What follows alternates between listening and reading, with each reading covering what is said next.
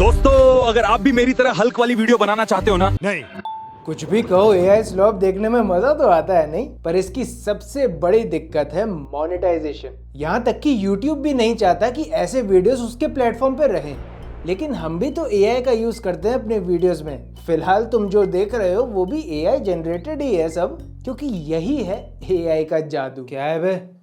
जादू? मैंने जादू बोला है। तोतला साला। तो हम कैसे मोनेटाइज्ड हैं फिर? दरअसल तुम्हें इस एआई वीडियो जनरेशन में थोड़ा सा ब्रेन वॉश तो किया गया है, क्योंकि लोग ये तो बता देते हैं कि एआई का यूज करो वरना इस एरा में तुम पीछे निकल जाओगे। अगर इस एरा में विनर बनना है तो तुम्हें एआई का यूज करना पड़ेगा। लेकिन वो ये नहीं बताते कि एआई को सही से यूज करने के 5 लेवल्स होते हैं। पहले लेवल पे लोग 10 रुपए देने में भी सोचेंगे 100 बार, लेकिन वहीं लेवल 5 पे कोई लिमिट ही नहीं होती, क्योंकि वहां एंट्री होती है आपकी क्रिएटिविटी की। और थंबनेल में तो लोग कुछ भी बोलते हैं।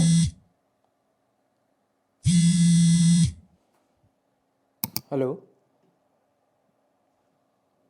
जी, हाँ, मैंने 75 के लास्ट ऑप्शन दिया था। हाँ, एक्चुअली मैं अभी थोड़ा बिजी हूँ। मैं आपको अपने मैनेजर जाटू का नंबर दे देता हूँ।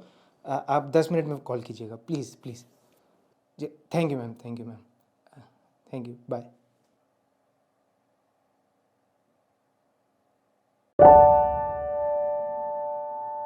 तो पहले लेवल पे आते हैं तुम्हारे हल्कू भैया, मोमोज भैया, चाय बहन।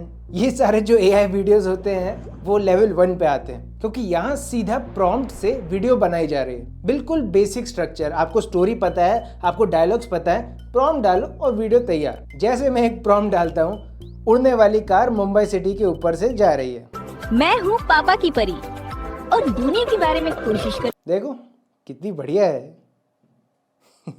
अब ये स्टेज होती है एआई स्लॉप। लेकिन कभी सोचा है एआई स्लॉप को एआई स्लॉप क्यों कहते हैं? क्योंकि वहां पर आपका कंट्रोल नहीं होता, एआई का कंट्रोल होता है। एआई डिसाइड करता है कि उसको कैसे बनाना है, आप बस उसे इंस्ट्रक्शंस देते हो। जो देखा जाए तो फिर काफी जेनेरिक हो जाते हैं और लो एफर्ट होते हैं। और यही यूट्यूब ने अपनी पॉलिसीज में भी कहा था कि लो एफर्ट कंटेंट को वो प्रमोट नहीं करते, क्योंकि आपको इसमें ज्यादा से ज्यादा करना क्या है। सीधा चैट जीपीटी पे जाओ, चैट जीपीटी से कहे बेटे तू जरा हल्कू की जरा 4-5 स्टोरी लाइन बता दे डायलॉग के साथ। वो डायलॉग भी लिख के दे देगा सब कुछ, और कैसा स्टाइल चाहिए वो भी लिख के दे देगा।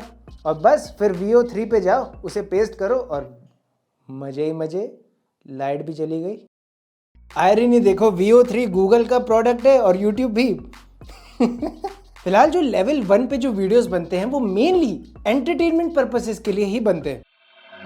फिर आता है लेवल 2, ग्राउंडेड शॉट। ये वो पहला लेवल होता है जहां हम एआई को एक डेटा पॉइंट देते हैं जिससे वो वीडियोस अच्छे से बना सके। डेटा पॉइंट्स का यहाँ मतलब है एआई को फर्स्ट फ्रेम प्रोवाइड करना, यानी कि इमेज प्रोवाइड करना एज एन रेफरेंस। इसका वर्कफ्लो लेवल 1 की तरह ही रहता है, लेकिन थोड़ा सा हटके। जहां लेवल 1 में सीधा प्रॉम्प्ट से हम वीडियो जनरेट करते थे, लेकिन इस केस में पहले टेक्स्ट से इमेज जनरेट करते हैं, इमेज से फिर उसे एनिमेट करते हैं वीडियो में। तो बीच में जो इमेज का ये रेफरेंस मिलता है एक वीडियो जनरेटिव एआई को, इस केस में लक फैक्टर जो होता है वो साइड में थोड़ा हट जाता है, क्योंकि प्रॉम्प्ट टू वीडियो में आपका लक फैक्टर भी बहुत काम करता है अगर आपका प्रॉम्प्ट सही नहीं है तो, या थोड़ा सा इधर उधर है तो। लेकिन यहाँ पर लक फैक्टर थोड़ा सा कम हो जाता है, क्योंकि आप इमेज रेफरेंस दे देते हो उसे। अब वो उसके बेसिस पे ही वीडियो एनिमेट या वीडियो बनाएगा, जैसे हमने ये वीडियो बनाया था। Good evening, citizens. This is Channel 7 News, coming to you live. All eyes are on the Capitol, where diplomats stand shoulder to shoulder. A fragile ceasefire holds, but just barely tanks idle at the city gates, each moment heavier than the last. Will this be the tipping point? Stay with us, the world is...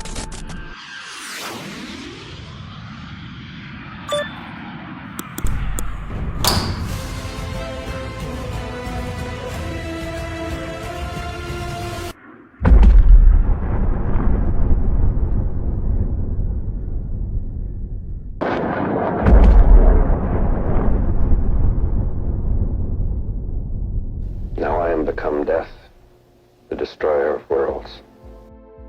अब इस video को हमने touch भी नहीं किया है post production में, सिर्फ बैकग्राउंड म्यूजिक ही लगाया है और कटिंग कुटिंग की है बस। बाकी हमने मिड जर्नी से बस इसके इमेज बनाए और उन इमेज को सीधा ऑटो एनिमेट ही कर दिया। हमने प्रॉम्प्ट डालने का भी कष्ट नहीं किया और फिर एआई ने अपनी इंटेलिजेंस के इस्तेमाल से उस इमेज को एनिमेट किया। तो ये होता है लेवल 2, जहां पर आप सारा काम एआई पे छोड़ते हो सिर्फ एक डेटा पॉइंट या रेफरेंस देके कि इस इमेज के हिसाब से ही तुझे हर काम करना है। आप ऑटो पे सेट कर दीजिए, अब एआई का काम है वो कैसे करता है, क्या करता है। उसमें आपका कंट्रोल जो होता है वो 50-50 हो जाता है, जहां पहले में पूरा कंट्रोल एआई के पास था। फिर आता है लेवल 3, जिसके ऊपर आज सारे एआई टूल्स इसी लेवल पे बेचे जा रहे हैं, क्योंकि इसके आगे के जो लेवल्स होंगे वो उस इंडिविजुअल पे निर्भर हैं कि वो उसका कैसे इस्तेमाल करता है।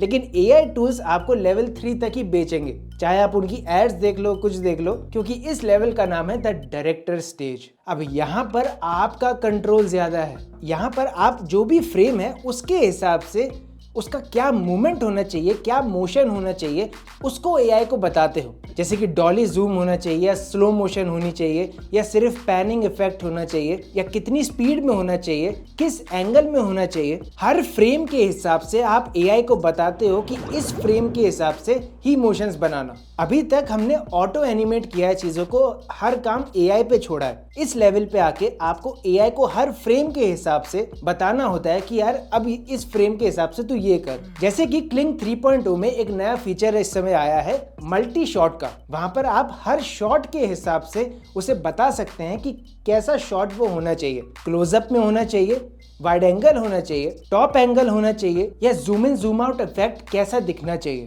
अब यहाँ पर आपको फिल्म मेकिंग का थोड़ा सा दिमाग लगाना पड़ेगा कि कॉम्पोजिशंस क्या होती हैं और उसका यूज हम कैसे कर सकते हैं। अब वो आपकी क्रिएटिविटी है कि आप किस एंगल से क्या शॉट लेते हो, इसलिए इसको डायरेक्टर स्टेज भी कहते हैं। इसका हमने इस्तेमाल किया था हमारी इस वीडियो में कुछ ऐसे। जैसा कि राज बताते भी हैं कि उन्हें इन्फीरियरिटी कॉम्प्लेक्स था बचपन में। उनका कंपटीशन उनके कजन्स के साथ लगाया जाता था जिनके 90-95% आते थे और अब वो हर चीज में बिलो एवरेज स्टूडेंट ही थे, चाहे वो पढ़ाई के मामले में हो चाहे स्पोर्ट्स के मामले में हो। उनको हर वक्त इस चीज के लिए मॉक किया जाता था और ये उन्होंने इंटरव्यू में खुद कहा भी है। दुबई गया, मैंने दुबई में ऐसा किया। अब इस स्टेज पे आपको स्टोरी टेलिंग और फिल्म मेकिंग के जो कीवर्ड्स होते हैं वो भी पता होने बहुत जरूरी है। जैसे कि एंगुलर शॉट्स कितने तरीके के होते हैं, कॉम्पोजिशंस कितनी होती हैं और उसका कैसे इस्तेमाल करना है। इस स्टेज पे आकर आपको एआई को बताना पड़ता है और ज्यादा डिटेल देनी पड़ती है और उस हिसाब से आपको एक्यूरेट रिजल्ट्स के आसपास मिलते हैं। ऑब्वियसली आप यहाँ पर एआई को और ज्यादा डिटेल्स दे रहे हो पिछले लेवल्स के कंपैरिजन में, तो आपका वीडियो थोड़ा उनसे डिफरेंट बनेगा ही बनेगा। बस ये वो लेवल है, लास्ट लेवल, जहां पर 90% लोग इस समय ऑपरेट करते हैं, क्योंकि इसके आगे के जो 2 लेवल्स होते हैं वो बहुत, एक तो कम लोग भी बताते हैं और ऊपर से वहां खर्चा भी ज्यादा होता है टू बी ऑनेस्ट। इसीलिए लोग प्रेफर करते हैं कि लेवल 3 तक ही बनाओ और इसीलिए भी इन 3 स्टेजेस के हिसाब से ही आपको YouTube पे वीडियोस देखने को मिलते हैं या लोग इन्हीं तीनों के ऊपर ही अपने कोर्सेज भी भेज देते हैं। लेकिन मोनेटाइजेशन को बढ़ाने के चांसेस भी इन्हीं 2 लेवल्स पे आते हैं। Level 4, the story teller. इस लेवल की सबसे बड़ी मांग होती है कैरेक्टर और स्टाइल कंसिस्टेंसी। अब उसके बेसिस पे 3 चीजों का इस्तेमाल करना चाहिए। तुम एक साथ भी कर सकते हो और अलग अलग भी कर सकते हो अपने तरीके से, वो तुम्हारे ऊपर है। पहला, अभी तक हम एआई को एक इमेज देते थे, उसके ऊपर डिटेल्स देते थे, लेकिन इस लेवल पे तुम मल्टीपल इमेजेस, मल्टीपल प्रॉप्स या मल्टीपल रेफरेंसेस देते हो एआई को और ज्यादा खेलने के लिए। या दूसरा, एसेट्स जनरेट करने के लिए तुम एआई का इस्तेमाल करो या पेसिंग का इस्तेमाल करो। अब इसके कुछ एग्जांपल्स नहीं, यूज केसेस देखते हैं जिसका आप अपने तरीके से यूज कर सके। सबसे पहला यूज केस बताता हूं कि मल्टी एसेट्स का आप कैसे यूज कर सकते हो या प्रॉप्स का कैसे यूज कर सकते हो। उसके लिए मैं हिक्सफील्ड का इस्तेमाल कर रहा हूं, आप किसी भी और एआई टूल का इस्तेमाल कर सकते हो। अब हमें ये तो पता है कि हम मल्टीपल एंगल से अपने शॉट को ले सकते हैं, जो कि हमने पिछले लेवल पे देखा, लेकिन मल्टीपल एसेट्स और मल्टीपल प्रॉप्स का इस्तेमाल यहाँ करना पड़ता है। जैसे कि इस केस में हम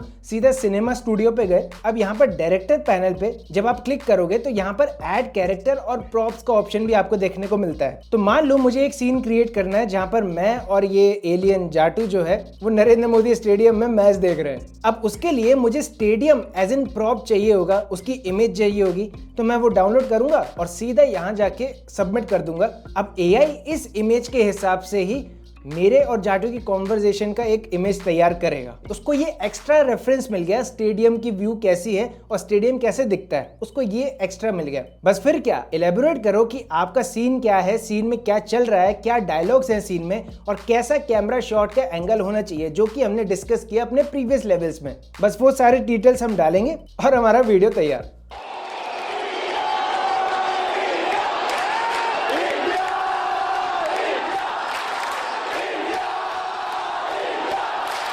देख रहा है जाटू, वर्ल्ड कप फाइनल और अपना वीडियो एक ही दिन में आ गया यार। तो मैं क्या करूँ जाटू, देख वैसे भी तेरे व्यूज़ और लाइक सब्सक्राइबर्स तो बढ़ने रहे हैं, तो फ़र्क क्या पड़ता है। सही है यार, फ़र्क क्या पड़ता है। अब दूसरा यूज केस देखो कि एसिड्स को कैसे जनरेट किया जाता है। अब आपने इसी वीडियो में कितने सारे एसिड्स पॉइंट्स देखे हैं, जैसे कि यहाँ पे और यहाँ, ये सब AI जनरेटेड है और बाकी हमने सॉफ्टवेयर में ले जाके उसको एडिट किया है। तो यहाँ पर ये जो चीज है वो एक एसिड का काम कर रही है वीडियो एडिटिंग में। इवन अगर आपको मिक्स्ड मीडिया एसिड बनाने हैं, जैसे कि मान लो मैं पिंटरेस्ट पे जाके मुझे ये स्टाइल रेफरेंस अच्छा लगता है, मैं इसको डाउनलोड करूंगा, अपनी इमेज को नैनो बनाना पे सबमिट करूंगा और ये स्टाइल को भी सबमिट करूंगा और फिर ये प्रॉम्प्ट दूंगा, एंटर करूंगा, तो इसी स्टाइल के अंदर मेरी इमेज बन के आ जाएगी, जिसको बाद में मैं एज एन एसिड यूज कर सकता हूं अपनी वीडियोस में, जैसे कि बी रोल्स में यूज कर सकता हूं या डॉक्यूमेंट्री स्टाइल दिखाने में यूज कर सकता हूं। ऐसे मल्टीपल रेफरेंसेस के स्टाइल्स आप कॉपी कर सकते हैं या रेप्लिकेट कर सकते हैं अपनी ओरिजिनल इमेज में। तो ये होता है एसिड क्रिएशन का जादू। अब जैसे इन वीडियोस का हमने बी रोल में इस्तेमाल किया, तो हमारे लिए, हमारे वीडियो के हिसाब से ये एक एसेट है। इवन जो हमारा मिस्टर बीस्ट वाला वीडियो था, तो लगता है कि इसमें जो ये टीवीज हैं ये AI जनरेटेड है, बाद में पोस्ट प्रोडक्शन में हमने इसे मोशंस दिए। अब एक और यूज केस देखो कि पेसिंग का इस्तेमाल कैसे किया जा सकता है। जैसे कि हमने ये शॉट देखा था कि जूम से जूम आउट हो रहा है और हम कहीं बैठे हुए हैं तो ये हमने कैसे किया, ये एक इमेज रेफरेंस से नहीं हुआ है, ये 2 इमेज रेफरेंस से हुआ है और उसमें बाद में पेसिंग ऐड की गई है। कैसे, ये देखो। सबसे पहले हमने पहला फ्रेम जनरेट किया जो कि था क्लोजअप शॉट, फिर हमने दूसरा फ्रेम जनरेट किया, हमने उसे टॉयलेट सीट भी दी रेफरेंस के तौर पे और अपनी इमेज का रेफरेंस भी दिया जो हमने पहले जनरेट किया और ये प्रॉम्प्ट दिया, एंटर किया और ये इमेज तैयार हो गई। अब एक इमेज है क्लोजअप वाली, एक इमेज है वाइड एंगल वाली। अब हम जाएंगे हिग्सफील्ड के सिनेमा स्टूडियो पे। हाँ, आप क्लिंग पे भी जा सकते हैं, वहां भी आपको स्टार्ट फ्रेम और एंड फ्रेम का फीचर मिलता है। इवन लूमा, रनवे सब जगह मिलता है। फिलहाल के लिए मैं सिनेमा स्टूडियो पे हूँ, मैं स्टार्ट फ्रेम पे अपना पहला फ्रेम डालूंगा और एंड फ्रेम पे अपना दूसरा फ्रेम और ये प्रॉम्प्ट दूंगा। अगर मैं चाहूं तो सिनेमा स्टूडियो मुझे यहां से ही ऑप्शन देता है कि मैं स्पीड रैंप भी कर सकता हूं, इवन मल्टीपल शॉट्स भी इसके ले सकता हूं ऑटोमेटिकली, लेकिन वो हम करेंगे नहीं, हमें सिर्फ simple zoom in zoom out video चाहिए। तो हम इसे सिंगल शॉट पे ही रखेंगे और जेनरेट के ऊपर क्लिक करेंगे और हमारा वीडियो तैयार। अब पोस्ट प्रोडक्शन पे जाके मैं इसमें स्पीड रैंप लगा सकता हूं और एक्स्ट्रा, या अगर मैं सफिशिएंट हूं तो मैं यही वीडियो चलने दूंगा। तो यहाँ पर पेसिंग जो थी वो कुछ ऐसी हुई कि ये आया पेन और ये फिर गया, फिर धीमा हुआ ऐसे। ये था लेवल 4, लेकिन लेवल 5 जब तुम जान लोगे उसके बाद ये वीडियो छोड़ के मत जाना, क्योंकि मैं एक मजेदार सा बोनस दूंगा। खैर, लेवल 5 आता है द मास्टरपीस लेवल। यहाँ पर जुड़ते हैं एक्सटर्नल फैक्टर्स। मैनुअल काम यहाँ पर 75-80% के आसपास ही रहता है, वो AI करता है बाकी का 20%। कलर ग्रेडिंग करो और उनको साउंड के साथ लेयर करो, क्योंकि इस लेवल पे आके आप AI पार्ट एलिमिनेट करते हो, एंटरटेनमेंट का प्रोफेशनलिज्म को एम्ब्रेस करते हो। यहाँ आप एक AI वीडियो को सेल नहीं करते हो, यहाँ पर आप हाई क्वालिटी एसेट को सेल कर रहे हो। अब आती है बोनस की बारी। थोड़ा अनफेयर एडवांटेज भी मिलना चाहिए ना हमें। 3 फीचर्स का इस्तेमाल करना है, इस समय मत भूलना यार। पहले हिग्सफील्ड का ये जो सिनेमा स्टूडियो फीचर है, एक नंबर। इवन ये वीडियो जो था वो पूरा हिग्सफील्ड ने ही बनाया था, हमने टच भी नहीं किया था। और ये सिनेमा स्टूडियो बनाया ही सिनेमा पर्पसेस के लिए गया है, तो उसकी कलर ग्रेडिंग से लेकर उसके इमोशंस तक वो सब सिनेमा ग्रेड रहेंगे। तो आपको फिल्म मेकिंग के अगर कॉन्सेप्ट थोड़े ढीले भी है ना, तब भी आप समझ जाओगे। दूसरा, हिग्सफील्ड का ये सोल फीचर। अब मान लो मुझे किसी वीडियो में इस इमेज के हिसाब से ही कलर ग्रेडिंग होनी चाहिए उसकी, और वो वीडियो उसी कलर ग्रेडिंग के साथ बन जाएगा। ये काफी मजेदार फीचर था, मुझे लगा यार आपको बताना चाहिए और हेल्प भी बहुत होती है इससे। और तीसरा, क्लिंग 3.0 का मल्टी शॉट फीचर। एक ही वीडियो में एक ही प्रॉम्प्ट से AI डिसाइड कर लेगा कि उसे कौन सा शॉट दिखाना है। यानी फ्रेम्स जनरेट करने की भी कोई जरूरत नहीं है, आप मल्टीपल शॉट्स बना सकते हो और उन शॉट्स की मोशंस खुद डिसाइड कर सकते हो। तो फ्रेम जनरेशन का थोड़ा काम खत्म होगा। तो इस वीडियो से हमें क्या समझ में आता है कि यार 10 रुपए वाला AI वीडियो या 10,000 या उससे ज़्यादा वाला AI वीडियो में सिर्फ 3 चीज़ें उसको यहाँ से यहाँ लाती हैं। एसेट जनरेशन का इस्तेमाल करो, पूरा वीडियो AI से मत बनाओ। दूसरा, ह्यूमन एफर्ट AI जितना ही लगाओ या उससे थोड़ा ज़्यादा लगाओ। और तीसरा, मोशंस और कैमरा एंगल्स और पेसिंग से खेलो। प्लस अगर उसमें कलर ग्रेडिंग और टेक्सचर्स पोस्ट प्रोडक्शन में जोड़ दिए जाए, तैयार मास्टरपीस। लेकिन मैं अब भी मानता हूँ कि ये सब वेस्ट है जो तुमने अभी तक देखा है, क्योंकि हमने ये पता कर लिया कि AI का कैसे इस्तेमाल करना है। लेकिन यहाँ पर सबसे बड़ी चीज़ जो फैक्टर बन के निकलती है वो है क्रिएटिविटी, आपकी खुद की ब्रेन की। यार खुद की ब्रेन की बात नहीं मानते हो तुम, ChatGPT की मानते हो। तो आपकी क्रिएटिविटी हमेशा यूनिक रहेगी एक AI पर्सपेक्टिव से। इसीलिए तो स्टोरी टेलिंग की मांग इस समय बहुत ज़्यादा बढ़ चुकी है, क्योंकि AI तुम्हें स्टोरीज बना के दे देगा, लेकिन उसके अंदर जान कैसे फूकनी है भाई, या लेवल 1 से लेवल 3 पे ही रहना है। बाकी अपने दिमाग पर विश्वास रखो, फोमो से दूर रहो, और जो AI कोर्स इन 3 लेवल के हिसाब से बेच रहे हैं उनको बोलो क्षमा करो। और सैम अंकल को थोड़ी सांस लेने दो, वरना ब्रेन रॉट वाली वीडियोस बहुत हैं यूट्यूब पे।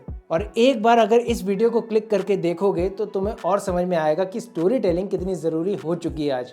मैं मिलता हूँ तुम्हें अगली वीडियो में, तब तक के लिए बी बिजी।